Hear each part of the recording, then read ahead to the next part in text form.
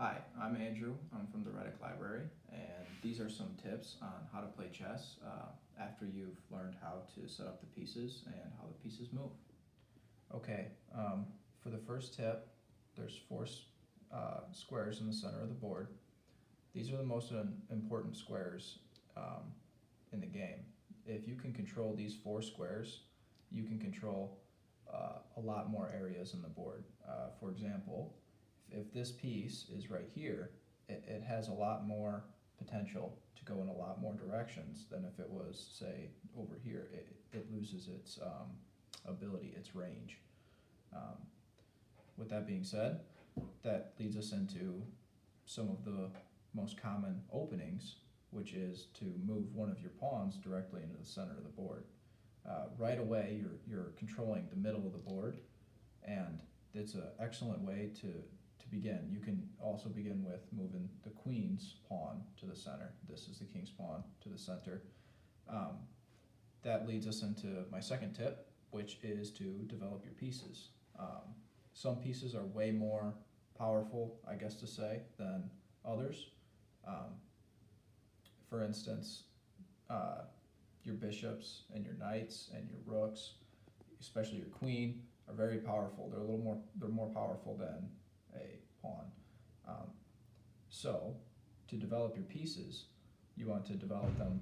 For instance, your next move, you could move your bishop here, and you can gain a little bit more control over the center of the board.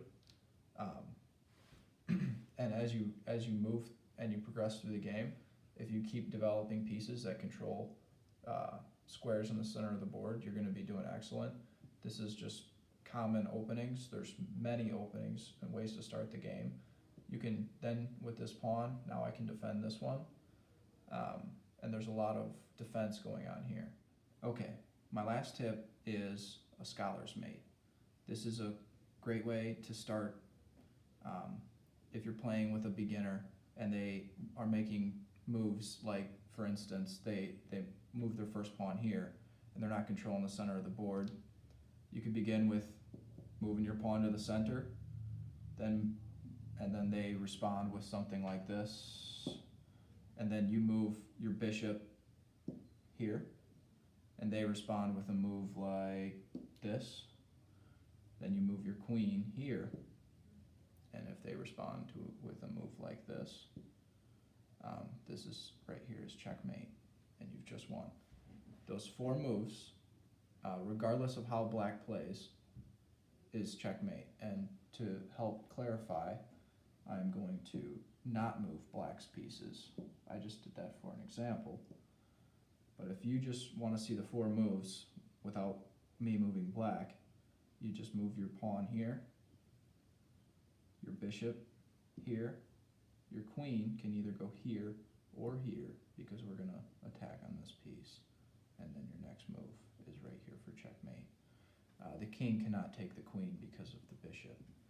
And that is the scholar's mate.